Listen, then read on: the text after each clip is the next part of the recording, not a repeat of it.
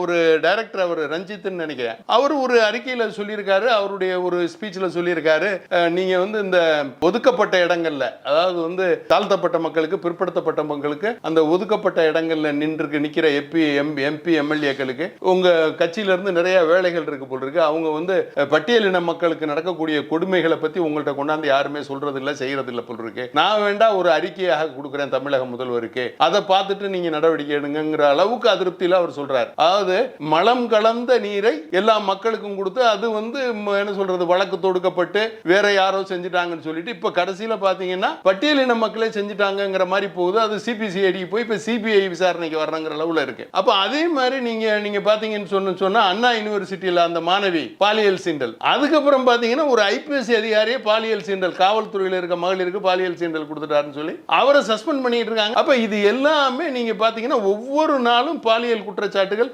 மாணவர்களுக்கு ஆசிரியர்களே பாலியல் குற்றச்சாட்டு, மாணவிகளுக்கு ஆசிரியர் பாலியல் குற்றச்சாட்டு, இளைஞர்கள் பாலியல் குற்றச்சாட்டு, மாணவர்கள் பாலியல் குற்றச்சாட்டு, இப்படி ஒவ்வொரு நாளும் கொலை குற்றம், பாலியல் குற்றச்சாட்டு, என்ன சொல்றது சட்டம் ஒழுங்கு சீர்கேடு முழுமையாக தமிழ்நாட்டில் இருக்கு.